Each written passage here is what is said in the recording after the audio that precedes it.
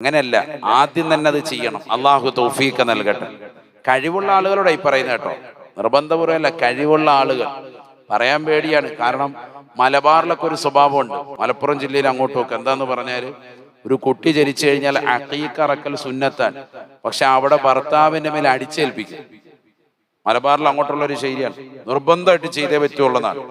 ഈ പാവപ്പെട്ട ഭർത്താവാണെങ്കിലോ അവൻ കടം കയറി എടങ്ങേറായിട്ടാണ് നിൽക്കുന്നത്. പെണ്ണ് കെട്ടിയ അന്ന് മുതൽ ചെലവോടെ ചെലവാണ്. പെടലി വഴി ഇങ്ങനെ ബില്ല് വന്നുകൊണ്ടിരിക്കുകയാണ്.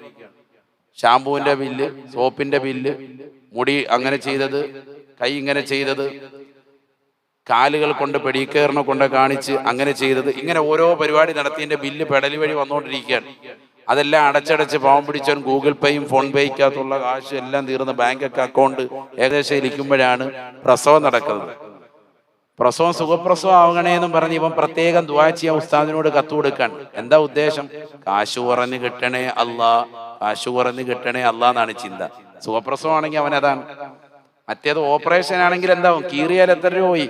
കയ്യിൽ നിന്ന് കാശ് ന്യായമായിട്ട് പോകും അല്ലെ? ഇപ്പൊ എത്രയാണ് കീറുന്നതിന്? എത്രയാണ് ആർക്കും അറിയാൻ പറ്റും? ആരും കല്യാണം ഒന്നും കഴിഞ്ഞില്ലേ? എത്രയാണ് സബീർ? അറിയോ? എത്രയാണ്?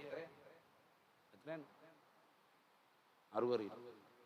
നിങ്ങളൊരു ഏകദേശ തുക പറയും. ഇപ്പൊ ആരും അനങ്ങുന്നില്ലല്ലോ. എത്രയാണ് അബ്ദുറഹ്മാൻ? 60,000 രൂപ. ഒരു 60,000 രൂപ നോർമൽ ഡെലിവറി ആണെങ്കിൽ സാധാരണ ഒരു 25,000-30,000 രൂപ. അതിനും കാശുണ്ട്, എന്നാലും നേരെ ഇരട്ടി വരും അല്ലേ? അതുകൊണ്ട് തന്നെ എല്ലാവരും എങ്ങനെയാ ഉസ്താദിനോട് ദ്വാരക്കാൻ പറയാണ്. കാര്യമായിട്ട് ആ സമയത്ത് ദ്വാരക്കാൻ പറയുന്നത് ഇവന് ഭാര്യയോടുള്ള സ്നേഹം കൊണ്ടല്ല, അതുകൊണ്ട് ഏറ്റവും കൂടുതൽ എന്താണ്, കയ്യിലുള്ള കാശ് പോകല്ലേ അല്ലാ എന്ന ചിന്തയിലാണ് ഈ ദ്വാരക്കാൻ പറയുന്നത്. കീറിക്കഴിഞ്ഞാൽ ഇരട്ടി കാശായി. എങ്ങനെയെങ്കിലും ഡെലിവറിയാണ്, സാധാ രീതിക്കാണെങ്കിൽ റാഹത്താണ്. അതിനുവേണ്ടിയാണ് കൂടുതൽ ആളുകളും മനസ്സ് വെച്ചിട്ട് ദ്വാരക്കാൻ പറയുന്നത്. ഏതു ആയിക്കോട്ടെ, അള്ളാഹു ബറക്കത്ത് ചൊരിയുമാറാവട്ടെ. ഇങ്ങനെ നമ്മൾ പൈസയൊക്കെ മുടക്കി അതെല്ലാം കഴിഞ്ഞ് നിൽക്കുമ്പോൾ കയ്യിൽ 5 പൈസ ഇല്ല. അപ്പോഴാണ് കുട്ടി ജനിച്ചിട്ട് 7-ന്റെ അന്ന് എന്ത് നടത്തണം? അഖീഖയുടെ അറവ് നടത്തൽ സുന്നത്ത്. കഴിവുള്ള ഭർത്താവിന് അപ്പോൾ അത് ചെയ്യാം, പാപ്പാക്ക് അത് ചെയ്യാൻ കഴിവുണ്ടെങ്കിൽ. 7-ന് നടത്തിയില്ലെങ്കിൽ പിന്നെ അതിന്റെ ഗുണിതം 14-നാണ് നടത്തേണ്ടത്. പിന്നെ അതിന്റെ ഗുണിതം വീണ്ടും നോക്കുമ്പോ എത്രയാണ്? 14 പറ്റിയില്ല, 7-ന്റെ ഗുണിതത്തിലാണ്, 21-ലാണ് നോക്കേണ്ടത്. അതങ്ങനെ തന്നെയാണ്. ഈ അടുത്തൊരു സഹോദരൻ എന്നെ വിളിച്ചിട്ട് പറഞ്ഞു, കുട്ടി ജനിച്ചു 7-ന്റെ അന്ന് ചൊവ്വാഴ്ചയാണ് വരുന്നത്, അതുകൊണ്ട് ഞാൻ അന്ന് മുടി കളഞ്ഞ് അഖീഖ കൊടുക്കുന്നില്ല, ഞാൻ പിന്നൊരു ദിവസം കൊടുത്തോളാം. ഞാൻ പറയാം, എന്തിനാ പിന്നെ ദിവസം? അത് ചൊവ്വാഴ്ച ആയതുകൊണ്ട് മുടി കളയൽ നല്ലതല്ലല്ലോ. അത് തെറ്റാണ്, അങ്ങനെയല്ല പറഞ്ഞത്. കുട്ടി ജനിച്ച് 7-ന്റെ അന്ന് തന്നെ എന്ത് ചെയ്യണം? മുടി കളയലും അഖീഖ അറവ് നടത്തണം. പറഞ്ഞ മനസ്സിലായില്ലേ? അന്ന് തന്നെ നടത്തണം. കാരണം നബി സല്ലല്ലാഹു അലൈഹി വസല്ലം തങ്ങളുടെ അധ്യാപനം അങ്ങനെയാണ്. കുട്ടി ജനിച്ച് 7-ന്റെ അന്ന് തന്നെ അത് നടത്തുക. അത് ചൊവ്വാഴ്ച ആയാലും വേണ്ടിയില്ല, ഏത് ദിവസമായാലും വേണ്ടിയില്ല. കുട്ടിയുടെ ജനനമാണ് അവിടെ പരിഗണിക്കുക. അങ്ങനെയാണെങ്കിൽ ആ ദിവസങ്ങളിൽ വരുന്ന 7 ചൊവ്വാഴ്ച വരുന്ന ഒരൊറ്റ കുട്ടിയുടെയും മുടി കളയാൻ പറ്റാതാവും ലോകത്തെവിടെയും. മാത്രമല്ല, നീ അടുത്ത ആഴ്ചത്തേക്ക് മാറ്റിയാലും ഇതിന്റെ ഗുണിതത്തിൽ തന്നെ നടത്തലാണ് സുന്നത്ത്. അഖീഖ അറക്കൽ സുന്നത്താണ്. അതിൽ തന്നെ ഒരുപാട് സുന്നത്തുകൾ ശ്രദ്ധിക്കൽ സുന്നത്താണ്. അതിൽപ്പെട്ടതാണ് 7-ന്റെ ഗുണിതമാകുക. 7-ന്റെ ഗുണിതമാകുമ്പോൾ വീണ്ടും 14 ആകുമ്പോൾ വീണ്ടും ചൊവ്വാഴ്ചയായി. മാറ്റി വേറെ ദിവസം വെക്കാൻ പറ്റൂല. അതുകൊണ്ട് ആ കുട്ടിയുടെ മേൽ ചൊവ്വാഴ്ച മുടി കളയൽ കൊണ്ട് യാതൊരുവിധ പ്രശ്നവുമില്ല. അത് തന്നെയാണ് ചെയ്യേണ്ടത്. അന്ന് തന്നെയാണ് അറവ് നടത്തേണ്ടത്. അന്ന് തന്നെയാണ് പേര് വിളിക്കുകയും ചെയ്യേണ്ടത്. ഈ 3 കാര്യങ്ങളും അന്ന് തന്നെയാണ്.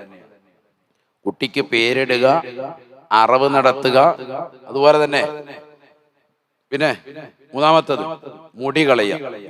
ഈ 3 കർമ്മങ്ങൾ നടത്തേണ്ടത് അതേ ദിവസമാണ്. കുട്ടി ജനിച്ച് 7-ന്റെ അന്ന് തന്നെ നടത്തണം. അപ്പൊ ഇതിനുള്ള സമ്പത്തില്ല.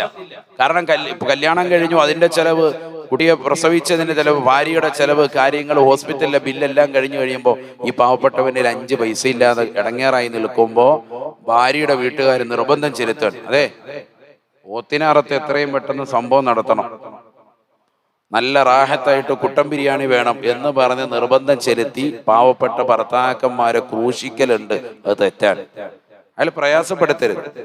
ചിലര് ഇപ്പൊ ഇത് പറഞ്ഞു കഴിഞ്ഞാൽ പിന്നെ അത് വളച്ചൊടിക്കും. കഴിവുണ്ടെങ്കിലും ആ ഉസ്താദ് പറഞ്ഞായിരുന്നല്ലോ പിന്നെ ചെയ്താൽ മതി എന്ന് പറഞ്ഞ് പിന്നെ വൈകിക്കും.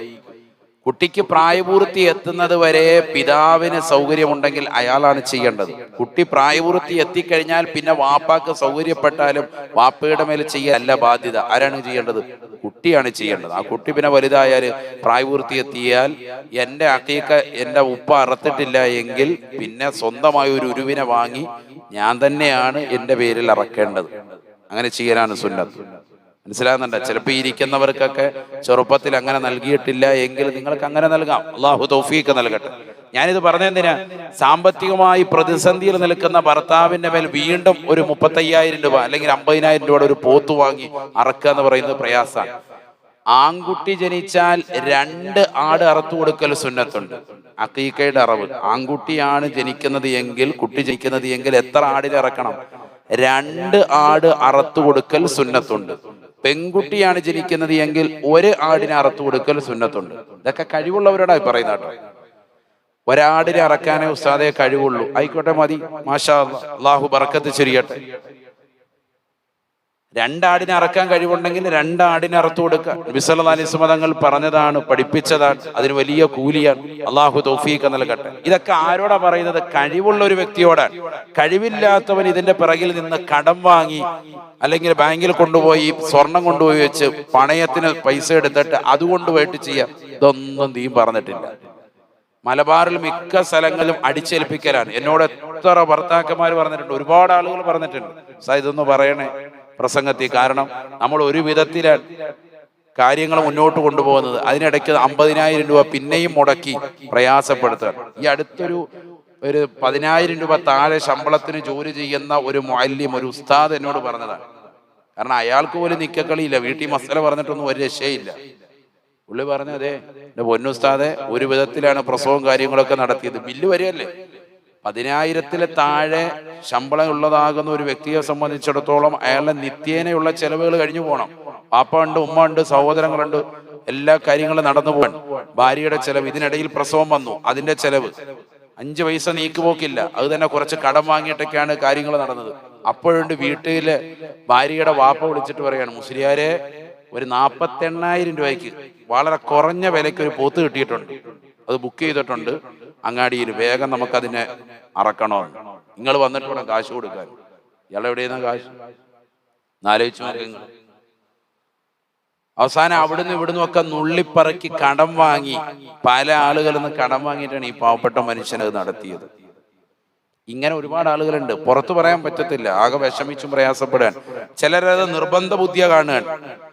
വേറൊന്നുമല്ല, എൻ്റെ മകൾക്കൊരു കുഞ്ഞ് ജനിച്ചു, അപ്പൊ അതിന്റെ അക്കീക്കയുടെ ഇറച്ചി നാട്ടുകാർ പ്രതീക്ഷിച്ചിരിക്കാൻ എത്രയും വേഗം കൊടുക്കണം എന്നുള്ള നിർബന്ധ ബുദ്ധിയാണ്. അത് സ്വന്തം മരുമകനെ ഇടങ്ങേറാക്കിയിട്ടാകരുത്. അയാളുടെ വരുമാനത്തിന്റെ സ്രോതസ് മനസ്സിലാക്കി മാന്യമായ നിലയ്ക്ക് നടത്താൻ അപ്പോൾ സാധിച്ചില്ലേ, വൈകി നടത്തിയാൽ മതി, പിന്നീട് നടത്തണം. കഴിവായാൽ അത് നടത്തണം, അത് ഒഴിവാക്കി കളയാനല്ല, ശക്തിമത്തായ സുന്നത്താൻ.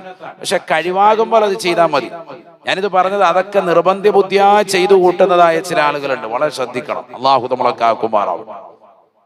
അപ്പൊ രഹസ്യമായിട്ടുള്ള ഇബാദത്ത് അതിന് ഭയങ്കര ബലാണ്. അള്ളാഹു അക്കൂട്ടത്തിൽ നമ്മളെ ഉൾപ്പെടുത്തട്ടെ. റമദാൻ കഴിഞ്ഞ് പെരുന്നാൾ കഴിഞ്ഞതിന്റെ പിറ്റേ ദിവസം മുതൽ 6 ദിവസം തുടർച്ചയായി സുന്നത്ത് നോമ്പുണ്ട്. കഴിഞ്ഞ വർഷം നോറ്റവരാര് എന്ന് പറഞ്ഞ് ഞാൻ കൈവക്കാൻ പറയുന്നില്ല. കാരണം എനിക്കറിയാം 98% ആളുകളും നോറ്റിട്ടില്ല എന്നുള്ളത്. ഞാൻ അതുകൊണ്ട് കൈപൊക്കിക്കൂല. നമ്മളൊക്കെ മേറാജിന്റെ നോമ്പ് പിടിക്കും, അല്ലേ? പിടിക്കോ ഇല്ലയോ? പിടിക്കും. റജബ് 27 നോമ്പ് പിടിക്കും. അതുപോലെ തന്നെ പിന്നെ ശഅബാൻ 15 ബറാത്ത് നോമ്പ് പിടിക്കും. എന്നാൽ ഇതിനേക്കാളൊക്കെ ശക്തിമത്തായ സുന്നത്തായ നോമ്പാണ് ഏത്? പെരുന്നാൾ കഴിഞ്ഞ്, ചെറിയ പെരുന്നാൾ കഴിഞ്ഞ് പിറ്റേ ദിവസം മുതൽ തുടർച്ചയായിട്ട് 6 ദിവസം നോമ്പുണ്ട്. ശവ്വാലിന്റെ 6 നോമ്പ്. അല്ലാഹുവേ ഉസ്താദ, ഇത് തന്നെ എങ്ങനെയെങ്കിലും ഒന്ന് കഴിഞ്ഞു കിട്ടിയാൽ മതി എന്ന് പറഞ്ഞ് എണ്ണിക്കൊണ്ടിരിക്കാൻ. വെള്ളിയാണോ പെരുന്നാള്, ശനിയാണോ പെരുന്നാളെന്ന് ഇങ്ങനെ അറവുകാരോട് ചോദിച്ച് മസല ചോദിച്ചുകൊണ്ടിരിക്കുമ്പോഴാണ് ഉസ്താദ് പറയുന്നത് പിന്നെയും പിടിക്കണം. അള്ളാഹു നമ്മളെ കാക്കട്ടെ. അങ്ങനെ ഒരു ചിന്തയെ വെക്കണ്ട. വളരെ ശക്തിമത്തായ സുന്നത്താണ്. അള്ളാഹു തൗഫീഖ് നൽകട്ടെ. റമദാനിലെ 30 നോമ്പും അതോടൊപ്പം തന്നെ ശവ്വാലിന്റെ 6 നോമ്പും ഒരു വ്യക്തി പിടിച്ചാൽ ഒരു വർഷം മുഴുവനും നോമ്പ് നോറ്റ കൂലി ലഭിക്കുമെന്ന് ഹബീബ് മുഹമ്മദ് മുസ്തഫ. കാരണം റമദാനിലെ ഒരു നോമ്പിന് 10 നോമ്പിന്റെ പ്രതിഫലം. 30 നോമ്പായപ്പോ എത്ര നോമ്പായി പറയിൻ? 300 നോമ്പായി. ശവ്വാലിന് 6 നോമ്പും കൂടി ഓരോന്നിനും 10 പ്രതിഫലം വെച്ചാകുമ്പോ 60 നോമ്പായി. 360 ദിവസം നോമ്പ് നോറ്റ പ്രതിഫലം കിട്ടുകയാണ്. അൽഹംദുലില്ലാ, അള്ളാഹു തൗഫീഖ് നൽകട്ടെ. ശക്തിമത്തായ സുന്നത്താണ്.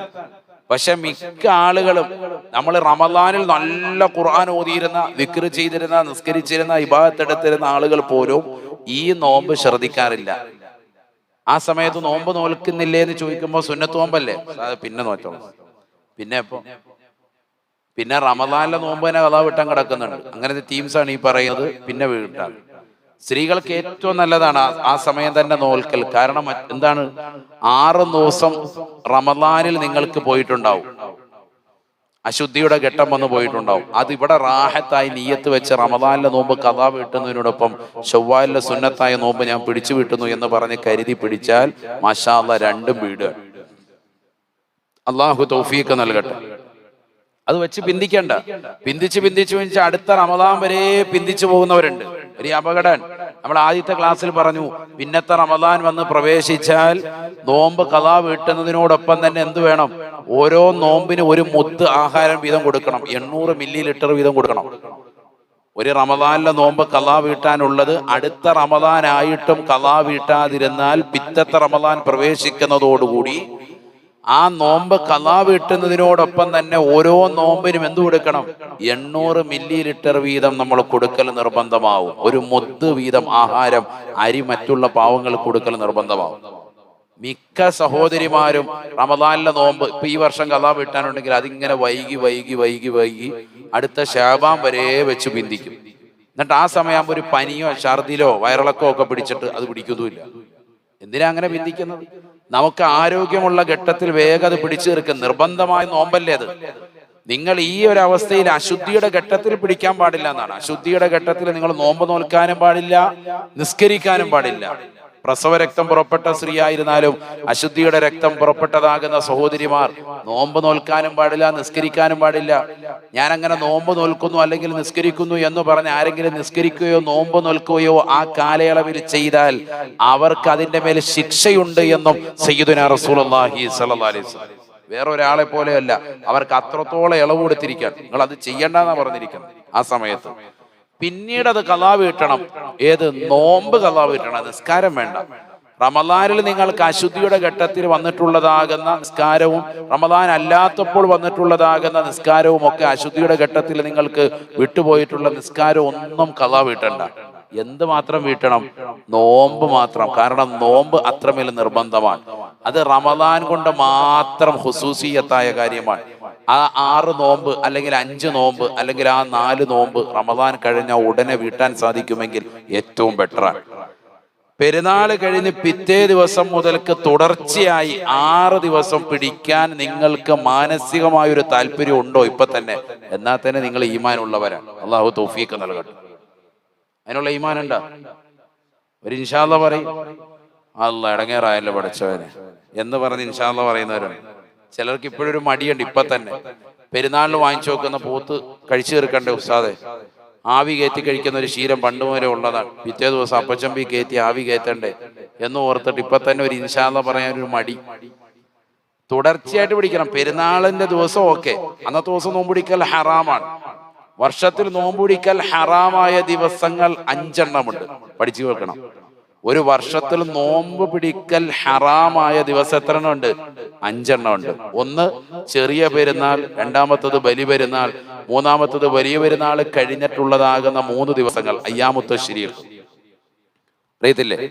അയ്യാമുത്ത് തശ്രീഖ് നമ്മൾ ഉദ്ഹിയ്യത്ത് അറക്കുന്ന ദിവസങ്ങൾ 3. ആ 5 ദിവസങ്ങൾ, ഈ പറയപ്പെട്ടതാകുന്ന 5 ദിവസങ്ങൾ നോമ്പ് പിടിക്കൽ നിഷിദ്ധമാണ്, പാടില്ല. അതുപോലെ തന്നെയാണ് ശക്കിന്റെ ദിവസം നോമ്പ് പിടിക്കൽ ഹറാമാണ്. ശക്കിന്റെ ദിവസം എന്ന് പറഞ്ഞാൽ നാളെ നോമ്പാണോ റമദാൻ ഒന്നാണോ അല്ലയോ എന്ന് സംശയിച്ചു നിൽക്കുന്ന ദിവസം നോമ്പ് പിടിക്കാൻ പാടില്ല, നിഷിദ്ധമാണ്. ഏതായിരുന്നാലും റമദാൻ കഴിഞ്ഞിട്ട് പെരുന്നാളിന്റെ തുടർച്ചയായിട്ടുള്ള 6 ദിവസം നോമ്പ് നോറ്റാൽ റമദാനിലെ നോമ്പ് നോറ്റവനാണെങ്കിൽ ഒരു വർഷം മുഴുവനും നോമ്പ് നോറ്റ പ്രതിഫലം അള്ളാഹു കൂട്ടത്തിൽ നമ്മളെ ഉൾപ്പെടുത്തട്ടെ. ആമീൻ പറയിൻ. അള്ളാഹുവേ തൗഫീഖ് നൽകണേ അല്ലാഹ്. ഖറജ നബിയു സല്ലല്ലാഹു അലൈഹി വസല്ലം മുഹമ്മദ് ബിൻ ലബീദ് റളിയല്ലാഹു അൻഹു പറയുകയാണ്, നബി സല്ലല്ലാഹു അലൈഹി വസല്ലമ തങ്ങൾ ഞങ്ങൾക്കിടയിലേക്ക് കടന്നു വന്നുകൊണ്ട് അല്ലാഹുവിന്റെ റസൂൽ ഞങ്ങളോട് അരുളി, യാ അയ്യുഹന്നാസ്, അല്ലയോ ജനങ്ങളെ, ഇയ്യാകും വശിർകുസ് സറായിർ, നിങ്ങൾ നിങ്ങളെ സൂക്ഷിക്കണേ. ചെറിയ ചെറിയതാകുന്ന രഹസ്യമാക്കപ്പെട്ടതാകുന്ന ശിർക്കുകളെ നിങ്ങൾ ശ്രദ്ധിക്കണേ, ശ്രദ്ധിക്കണേ. രഹസ്യമായിട്ടുള്ളതാകുന്ന ശിർക്കുകളെ, അള്ളാഹുവിനോടുള്ള പങ്കു ചേർത്തുള്ള ആരാധനകളെ ശ്രദ്ധിക്കണേ, ശ്രദ്ധിക്കണേ. ഉടനെ സഹാബത്ത് അല്ലാഹുവിന്റെ റസൂലിനോട് ചോദിക്കുകയാണ്, വമാ ശിർകുസ് സറായിർ യാ റസൂലല്ലാഹ്, നബിയേ, നബിയേ, രഹസ്യമായിട്ടുള്ള ശിർക്കുകൾ ഏതാണ്? രഹസ്യമായിട്ടുള്ള ശിർക്കുകൾ ഏതാണ്? ഉടനെ അല്ലാഹുവിന്റെ റസൂൽ പറയുകയാണ്, യഖൂമുർ റജുലു ഫയുസയ്യിനു സലാതഹു ഫയുസയ്യിനു സലാതഹു ലിമാ യറാ മിൻ നളിരിൻ നാസി ഇലൈഹി. നമസ്കരിക്കാൻ വേണ്ടി നിലകൊള്ളുന്നതായ ഒരു സഹോദരൻ, നമസ്കരിക്കാൻ വേണ്ടി നിലകൊള്ളുന്നതായ ഒരു സഹോദരി, ആളുകൾ കാണുമ്പോ നല്ല വൃത്തിക്ക് നമസ്കരിക്കുന്നതായ ആളുകളില്ലേ, റുക്കൂ ഒന്നുകൂടി ശരിയാക്കുകയാണ്, സുജൂദ് ഒന്നുകൂടി ശരിയാക്കുകയാണ്, അവന്റെ കുപ്പായം ഒന്ന് നേരെയാക്കുകയാണ്. കാരണം ജനങ്ങൾ കാണുന്നുണ്ട് എന്നുള്ള ശ്രദ്ധയിലാണ് കൂടുതൽ സൂറത്തുകൾ ഓതിക്കൊണ്ട് നമസ്കരിക്കുകയാണ്. ദീർഘനേരം റുക്കുവും സുജൂദിലും കടക്കുകയാണ്. വാപ്പ കാണട്ടെ, ഉമ്മ കാണട്ടെ, ഉസ്താദ് കാണട്ടെ, നാട്ടുകാര് കാണട്ടെ എന്ന ചിന്തയിൽ ഈ രീതിയിൽ ഇബാദത്ത് എടുക്കുന്നതായ ആളുകൾ അവർ ശിർക്കിന്റെ വാഹകരാ. നബിയുനാ ശഫീഉനാ റസൂലുള്ളാഹി. അല്ലാഹു നമ്മളെ കാക്കട്ടെ. നമ്മളൊക്കെ ചെയ്യുന്ന പണിയാണത്, നമ്മളൊക്കെ ചെയ്യുന്നവരാ. ആളുകൾ കാണുമ്പോ ഭയങ്കര നിസ്കാരാണ്, ശരിയല്ലേ? 2 റക്അത്ത് സുന്നത്ത് നിസ്കരിക്കാൻ നിൽക്കാണ്, ആളുകൾ കാണുന്നുണ്ടെങ്കിൽ നല്ല വൃത്തിക്ക് നിസ്കരിക്കും. ചടപടന്നൊന്നുമില്ല, ഭയങ്കരമായിട്ട് വൃത്തിയായിട്ടാണ് നിസ്കരിക്കുക. ആളുകൾ ആരും കാണുന്നില്ല, വാപ്പായും കാണുന്നില്ല, ഉമ്മായും കാണുന്നില്ല, നാട്ടുകാരും കാണുന്നില്ല, പെട്ടെന്ന് നിസ്കരിച്ചു തീർക്കും. പെട്ടെന്ന് അങ്ങോട്ടും ഇങ്ങോട്ടും ഒക്കെ നോക്കി പെട്ടെന്ന്. അതെന്താണ്? അള്ളാഹുവിനുള്ള ഇബാദത്തിൽ, ആരാധനയിൽ പങ്കു ചേർക്കലാണ്. ഹബീബ് മുഹമ്മദ് മുസ്തഫ. വലിയ തെറ്റാണത്, ശ്രദ്ധിക്കേണ്ട വിഷയമാണ്. ശിർക്ക് എന്ന് പറയുന്നത് ഏറ്റവും വലിയ പാതകാണല്ലോ. ഇന്ന ശിർക ലളുൽമുൻ അളീം. അല്ലാഹു അല്ലാത്തവരോട് നീ ആരാധന നിർവഹിക്കൽ ഏറ്റവും വലിയ പാതകമാണ്, അത് വൻ പാതകത്തിന്റെ ലിസ്റ്റിൽ പെട്ടതാണെന്ന് ഹബീബുനാ ശഫീഉനാ റസൂലുള്ളാഹി. അല്ലാഹു അല്ലാത്തതാകുന്ന വിഗ്രഹങ്ങളുടെ മുന്നിൽ, അല്ലാഹ് അല്ലാത്ത മറ്റുള്ള ദൈവങ്ങളുടെ മുന്നിൽ നിലകൊള്ളുന്നതായ ആളുകളെ ആരാധന നിർവഹിക്കലേ, അത് മാത്രമല്ല ശിർക്ക്. നീ നിന്റെ ജീവിതത്തിൽ നമസ്കാരത്തിൽ പടച്ച റബ്ബിന് വേണ്ടിയല്ലാതെ ജനങ്ങളെ കാണിക്കാൻ വേണ്ടി നീ നന്നായി നമസ്കരിക്കുന്നുണ്ടോ, അതും ശിർക്കിന്റെ ഭാഗമാണെന്ന് ഹബീബുനാ റസൂലുള്ളാഹി. അനസ് ബിൻ മാലിക് റളിയല്ലാഹു തആല അൻഹു പറയുകയാണ്, യുഅതാ യൗമൽ ഖിയാമ ബിസുഹഫിൻ മുഖത്തമ. സീല വെക്കപ്പെട്ടതായ ഒരു ഏടിനെ അല്ലാഹുവിന്റെ തിരുഹളറത്തിലേക്ക് കൊണ്ടുവരുവാണ്. കത്തിച്ചൊലിക്കുന്ന സൂര്യനെ തലയ്ക്ക് മീതെ നിർത്തപ്പെടുമ്പോ കത്തിയാള് നരകത്തെ മുന്നിൽ നിർത്തപ്പെടുന്നതായ ഘട്ടത്തിൽ അതാ മഹശറയിലേക്ക് ഒരേട് കൊണ്ടുവരപ്പെടുകയാണ്. അല്ലാഹുവിന്റെ മുന്നിൽ കൊണ്ടുവന്ന ആ ഏടിനെ നിർത്തുകയാണ്. ആ ഏട് കൊണ്ടുവരപ്പെട്ടത് സീല് ചെയ്യപ്പെട്ട നിലയ്ക്കാണ്. സീല് ചെയ്യപ്പെട്ട ഒരു ഏട് കൊണ്ടുവരപ്പെടും. റബ്ബിന്റെ മുന്നിൽ കൊണ്ടുവരുമ്പോ അല്ലാഹ് പറയും, അൽഖൂ ഹാദിഹി വഖബലു ഹാദിഹി.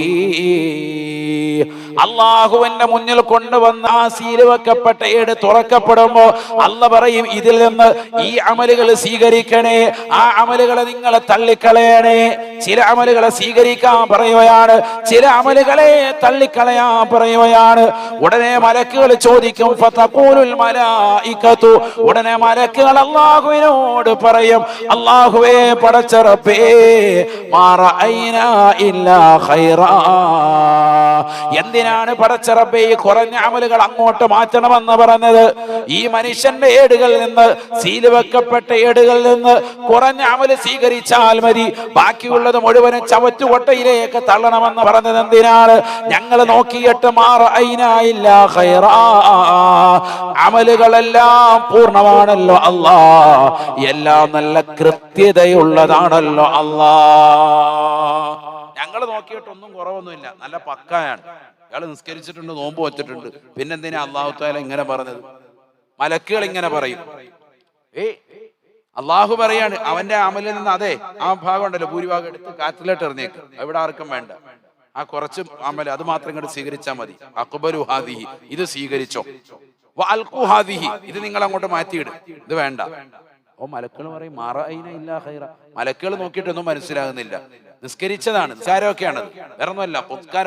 ഖുർആൻ ഓതിയത്, ദിക്ർ ചെയ്തത്, റമദാനിൽ നോമ്പ് നോറ്റത്, കഷ്ടപ്പെട്ട് റമദാനിൽ തറാവീ നിസ്കരിച്ചതൊക്കെയാണ് ഇതിനകത്തുള്ളത്. ഉടനെ അല്ലാഹു സുബ്ഹാനഹു വ തആല പറയുകയാണ്, ഇന്ന ഹാദാ കാന ലിഗൈരി വജ്ഹി. മലക്കുകളെ, ഇതെന്റെ സംതൃപ്തിക്ക് വേണ്ടി ഇവൻ ചെയ്തതല്ല. ഇന്നി ലാ അഖ്ബലു ഇല്ലാ മാ അബ്തഗി ബിഹി വജ്ഹി. എന്നെ പൊരുത്തം ആഗ്രഹിച്ചുകൊണ്ട് ചെയ്തതല്ലാതെ എനിക്ക് ഇവന്റെ ഭാഗത്ത് നിന്ന് ഒന്നും വേണ്ട. മലക്കുകളെ, ഇവൻ നിസ്കരിച്ചത്, നോമ്പ് നോറ്റത്, സകാത്ത് കൊടുത്തത്, ഹജ്ജ് ചെയ്തത്, ഉംറ നിർവഹിച്ചത്, പാവങ്ങളുടെ കണ്ണീരൊപ്പിയത്, നിരാലംബർക്ക് അവലംബമായത്, നിരാശ്രയർക്ക് ആശ്രയത്വം കൊടുത്തത്, പാതിരാത്രി എഴുന്നേറ്റുകൊണ്ട് തഹജ്ജുദ് നമസ്കരിച്ചത്, ഖുർആൻ ഓതിയത് ജനങ്ങളെ കാണിക്കാനാണ്, എന്റെ പൊരുത്തം ആഗ്രഹിച്ചിട്ടല്ല, വാപ്പയെ കാണിക്കാൻ ചെയ്ത പ്രവർത്തനമാണ്. ഭാര്യ ചെയ്ത നമസ്കാരം ഭർത്താവിനെ കാണിക്കാനാണെങ്കിൽ ഭാര്യ ചെയ്തതാകുന്ന അമല് ഭർത്താവിനെ കാണിക്കാനാണെങ്കിൽ, ഭർത്താവാകുന്ന സഹോദര നീ നിസ്കരിച്ചത് നിന്റെ ഭാര്യയെ ബോധ്യപ്പെടുത്താനാണെങ്കിൽ, മക്കളെ ബോധ്യപ്പെടുത്താനാണെങ്കിൽ, നാട്ടുകാരെ കാണിക്കാനാണെങ്കിൽ, അത് വേണ്ട, അവന്റെ അമല് സ്വീകരിക്കുകയില്ല. ഇന്നീല അഖ്ബലു ഇല്ലാ മാ അബ്തഗി ബിഹി വജ്ഹി. അല്ലാഹ് പറയുകയാണ്, എന്നെ പൊരുത്തം ആഗ്രഹിച്ചുകൊണ്ട് ചെയ്ത അമലല്ലാതെ മലക്കുകളെ ഞാൻ സ്വീകരിക്കില്ല. അതുകൊണ്ട് ഈ കുറഞ്ഞ അമല് സ്വീകരിക്കാൻ പറഞ്ഞത് അത് മാത്രമാണ് എന്റെ പൊരുത്തം ആഗ്രഹിച്ചുകൊണ്ടവൻ ചെയ്തത്. ബാക്കിയുള്ളത് മുഴുവനും ജനങ്ങളെ കാണിക്കാനാണ്, കുടുംബത്തെ സംതൃപ്തിപ്പെടുത്താനാണ്. അതുകൊണ്ട് അതൊന്നും വേണ്ട, എടുത്ത് കളയിൽ. അല്ലാഹ് പറയുമെന്ന് നബിയുനാ റസൂലുള്ളാഹി സ്വല്ലല്ലാഹു അലൈഹി വസല്ലം. അല്ലാഹു നമ്മളെ കാക്കട്ടെ. ഒന്ന് ചിന്തിക്കണേ, നമ്മൾ റമദാൻ തീരാറായി, ഇതുവരെ ചെയ്ത അമലുകളൊക്കെ ഈ രീതിക്കാണോ, ആളുകൾ കാണാൻ വേണ്ടിയിട്ടാണോ പോയി? അല്ലാഹു നമ്മളെ കാക്കട്ടെ. ഒരു മനുഷ്യൻ അറിയാൻ പാടില്ല നമ്മൾ ചെയ്യുന്നത്. അല്ലാഹ് അല്ലാതെ ഒരു മനുഷ്യനെ കാണിക്കാൻ വേണ്ടിയിട്ടാകരുത്. ഒന്നും തറാവി നിസ്കരിക്കുന്നതും ഇബാദത്ത് എടുക്കുന്നതും ഒക്കെ സഹോദരിമാര് ചിലർ തറാവി നിസ്കരിക്കും, എന്നിട്ട് അതിങ്ങനെ പറയും, ഞാൻ തറാവി നിസ്കരിച്ചു, ഇന്നലെ നിസ്കരിച്ചു, ഞാൻ നിസ്കരിച്ചു, അല്ലെങ്കിൽ ഇന്നലെ 2 റക്അത്ത് കഴിഞ്ഞ് നിസ്കരിക്കാൻ പറ്റിയിട്ടില്ല, പിന്നെ ഇതാക്കാം.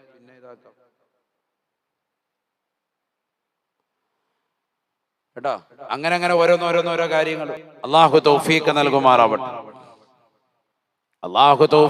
നൽകുമാറാവട്ടെ. നല്ലതുപോലെ ശ്രദ്ധിക്കണേ.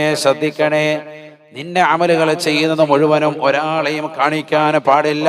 അത് നാളെ ആഖിറത്തിൽ വലിയ തെറ്റായി കടന്നു വരുന്നതാണ്. അല്ലാഹു നമ്മളെ കാക്കുമാറാവട്ടെ. വലിയ ആളുകൾ വരെ തെറ്റിലേക്ക് പോകുന്ന കാലഘട്ടമാണ്, ഈമാൻ തെറ്റിപ്പോകുന്ന കാലഘട്ടമാണ്. നല്ല ഇബാദത്ത് എടുക്കുന്ന ഹാജിയാര്, നല്ലതുപോലെ ഖുർആൻ ഓതും, 5 വഖത്ത് പള്ളിയിൽ പോകും, നിസ്കരിക്കും, എല്ലാം ഉണ്ട്. അങ്ങനെ ഖുർആൻ ഓതും ഇബാദത്തും ഒക്കെ ചെയ്യുന്ന ഒരു ഉമ്മ, അവരെ തെറ്റിക്കാൻ ഏറ്റവും ഉപയുക്തമായ പണി, പിശാച് നടത്തുന്ന പണിയാണ്. ആദ്യം എന്ത്? മൊബൈൽ ഫോൺ കയ്യിലോട്ട് കൊടുക്കും.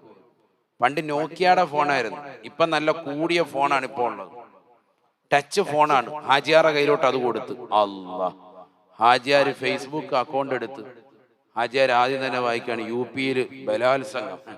ഹാജിയാറെ കണ്ണൊക്കെ ഒന്ന് തുറന്ന് റാഹത്തായി, അവളുടെ പേര് ഹിഫ്ള് ചെയ്ത് വെക്കുകയാണ്. ഇത്രയും നാൾ ഒരു കുഴപ്പമില്ലായിരുന്നു. അപ്പൊ ഹാജിയാരെ സമയം വെറുതെ പോലെ, മുമ്പ് ഖുർആനൊക്കെ ഓതിയിരുന്നാണ്, ഉമ്മ നിങ്ങൾ മുമ്പ് സ്ഥിരമായി ഖുർആനൊക്കെ ഓതിയിരുന്ന ഇപ്പൊ ഈ ഫേസ്ബുക്കിലൊക്കെ ഇരിക്കുകയാണ്. ഏയ് അത് കുഴപ്പമില്ല, ഒരു ബുക്കല്ലേ, എന്തെങ്കിലും അറിവ് കിട്ടണ്ടേ, ഇത് നല്ലൊരു അറിവല്ലേ, ഇവിടെ യു പിയിൽ ഒരു ബലാത്സംഗം നടന്നത് പൊതുവായ ഒരു വിവരമല്ലേ, എന്ത് കാര്യത്തിന് ഇത് അറിഞ്ഞിട്ട് എന്ത് കാര്യം? നമ്മളൊരു പത്രം എടുത്താൽ ആദ്യം വായിക്കുന്നത് എന്താണ്? ക്രൈമാണ്. ഇന്നത്തെ തലമുറ അങ്ങനെയാണ്. എന്തെങ്കിലും കുറ്റകൃത്യങ്ങൾ നടന്നിട്ടുണ്ടെങ്കിൽ അത് ഭയങ്കര ഇഷ്ടമാണ്. ഉദാഹരണത്തിന് അടുത്തൊരു വീട്ടിൽ കൊലപാതകം നടന്നു, ഒരുത്തൻ ഒരു വീട്ടിൽ കയറി കുറെ കവർച്ച നടത്തി പൈസ അടിച്ചുകൊണ്ട് പോയി, അല്ലെങ്കിൽ ഒരു ബലാത്സംഗം നടന്നു, ഒരു പെണ്ണിനെ പീഡിപ്പിച്ചു, പത്രത്തിൽ ആ വാർത്തയാണ് ആദ്യം കൗതുകത്തോടുകൂടി വായിക്കുക. ഫസ്റ്റിലെ വായിക്കുന്ന വാർത്ത അതാണ്. ഇനിപ്പുറത്ത് വേറെ ഒരുപാട് സംഭവങ്ങൾ ഉണ്ടാവും. നിങ്ങളുടെ സ്ഥലത്തിന് വില കൂടാൻ പോകുന്നു, പഞ്ചായത്തിന് ഇനി ഒരു പെര പണിയണമെങ്കിൽ 12,000 രൂപ കൊടുക്കണം, ഇതൊക്കെ ഇപ്പുറത്ത് വാർത്തയുണ്ട്. എന്റെ അടിത്തറ പൊളിഞ്ഞുകൊണ്ടിരിക്കുക, എന്നാലും നോക്കുന്നില്ല. പെട്രോളിന് 2 രൂപ കൂടിയിരിക്കുന്നു. MVD-ക്കാർ A1 ക്യാമറകൾ വെച്ചുകൊണ്ട് ബുധനാഴ്ച മുതൽ നിരത്തിൽ വരുന്നു, നിങ്ങൾ ശ്രദ്ധിക്കണേ, യാത്ര ചെയ്യണേ, ഇതൊക്കെ വാർത്തയുണ്ട്. അതൊന്നും നോക്കൂല. നോക്കുന്ന ഇതാണ്, ഈ ക്രൈമാണ്. ഇവിടെ എന്താ സംഭവിച്ചത്, ഈ പെണ്ണിനെ ബലാത്സംഗം ചെയ്തിട്ട് എന്തായി, ഇതാണ് അറിയാമെന്ന് ആവശ്യം. നല്ല ഹാജിയാരാണ്, ഖുർആൻ ഓതുകയും നിസ്കരിക്കുകയും ഒക്കെ പക്കായിട്ട് ചെയ്തുകൊണ്ടിരുന്നതാണ്. അയാളെ ഈമാനിൽ നിന്ന് വഴിപഴപ്പിക്കാൻ പിശാച് ശ്രമിച്ചിട്ടുണ്ടെങ്കിൽ ആദ്യം പിശാച് കൊടുക്കുന്ന പണി എന്തായിരിക്കും? ആദ്യം എന്താ ചെയ്യുക? അയാൾക്ക് മൊബൈൽ കൊടുക്കും. ഇന്നത്തെ കാലത്ത് അതാണ് ചെയ്യുന്നത്. മൊബൈലുമേ ജോലിയായി. വാട്സാപ്പ്, ഫേസ്ബുക്ക്, ഇത് മതി, വേറെ ഒന്നും കൂടുതലൊന്നും വേണ്ട. ഇതിനകത്ത് സമയം കളയും. ഒന്നില്ലെങ്കിൽ ഫേസ്ബുക്കിൽ ഇരിക്കും, അല്ലെങ്കിൽ വാട്സാപ്പിൽ ഇരിക്കും. നിങ്ങൾ ഒരു ദിവസം സോഷ്യൽ മീഡിയയിൽ ചെലവഴിക്കുന്ന സമയം എത്രയാണ്? നഊദുബില്ല. ചിലരൊക്കെ 24 മണിക്കൂർ അത് തന്നെയാണ് കാണുന്നതൊക്കെ, ചവറുകൾ എടുത്ത് ഷെയർ ചെയ്തിടുകയാണ് 24 മണിക്കൂർ അതിനകത്ത്. എന്തിനാണ്? ഖുർആൻ ഓതാൻ ഒരു 5 മിനിറ്റ് നമുക്ക് സമയമില്ല, എപ്പോഴും സോഷ്യൽ മീഡിയ. നല്ല ദീനുണ്ടായിരുന്ന ആളാണ്, മുമ്പ് ഇങ്ങനത്തെ ഒരു പരിപാടി ഇല്ലായിരുന്നു. ഇപ്പൊ ഇതൊക്കെ പഠിച്ചു കിട്ടിയപ്പോ എന്തോ വലിയ കിട്ടലാണെന്ന് മനസ്സിലാക്കിയിട്ട് ഇതിന്മേലങ്ങ് കൂടി. നഊദുബില്ല, അള്ളാഹു നമ്മളെ കാക്കട്ടെ. വലിയ അപകടമാണത്. ഒരു സൂഫിയായ വ്യക്തിയെ വഴിപഴപ്പിക്കാൻ ഇതിനേക്കാൾ വലുതൊന്നുമില്ല. അയാൾ അതിന്റെ പുറകെ പോവാണ്. രണ്ടാമത് അയാളെ വഴിപഴപ്പിക്കാൻ വേണ്ടിയുള്ള ശ്രമം പിന്നീട് നടത്തുക. അടുത്ത സെക്ഷൻ എന്ന് പറയുന്നത് കൂടുതൽ കൂലി ഉള്ളതിൽ നിന്ന് അത് ഒഴിവാക്കി കുറഞ്ഞ കൂലി ഉള്ളതിലേക്ക് കൊണ്ടുപോകും. ശ്രദ്ധിച്ചാൽ മതി. വലിയ കൂലി ഉള്ളതൊന്നും എടുക്കൂല, കുറഞ്ഞ കൂലി ഉള്ളത് വലിയ താല്പര്യമായിരിക്കും. ഉദാഹരണം പറഞ്ഞാല്, ഒറ്റയടിക്ക് പറഞ്ഞാൽ തിരിയുന്ന ഒറ്റ ഉദാഹരണം, ഇശായിന്റെ സുന്നത്ത് നിസ്കരിക്കൂല, തറാവീഹ് നിസ്കരിക്കാൻ ഭയങ്കര താല്പര്യമാണ്. കൂലി അതിന് ഏറ്റവും കൂടുതൽ ഇശായിന്റെ സുന്നത്താണ്. മനസ്സിലാക്കണം. അതൊക്കെ ഇപ്പോഴാണ് അറിയുന്നത്. അള്ളാഹ് നമ്മളെ കാക്കട്ടെ. ഇശായിന്റെ സുന്നത്ത് നിസ്കരിക്കൂല. ചില ആളുകൾ ഇശാ നിസ്കാരം കഴിഞ്ഞാൽ ഉടനെ പിന്നെ ആ ദുആയൊക്കെ ചിലപ്പോൾ ഇരുന്ന് ആ സുന്നത്തിന്റെ സമയമാകുമ്പോ പുറത്തോട്ടൊക്കെ പോയി എല്ലാവരോടും നേരം കയറണേ എന്നൊക്കെ പറയും. പിന്നെ അസ്സലാത്തു സുന്നത്ത് തറാവീഹ് ജാമിഅ റഹിമക്കുമുല്ലാഹ് ഉടനെ മുന്നോട്ട് വരും. ഇയാളെ സുന്നത്ത് എവിടെ? സുന്നത്ത് പോയി. ഇശായിന്റെ സുന്നത്ത് നിസ്കരിച്ചിട്ടില്ല. ഈ സുന്നത്തിനേക്കാൾ ഫലമുള്ളതല്ല എന്ത്? തറാവീഹ്. റമദാനിൽ പ്രത്യേകിച്ചു മുഅക്കദായ ശക്തിമത്തായ സുന്നത്താണ് ഏത്? ആ ഇശാഇന്റെ ഫർദ് നമസ്കാരങ്ങൾക്ക് മുമ്പും ശേഷവുമുള്ള സുന്നത്ത് എന്ന് പറയുന്നത് ഏറ്റവും ശക്തിമത്താണ്. വളരെ മനസ്സിലാക്കണം.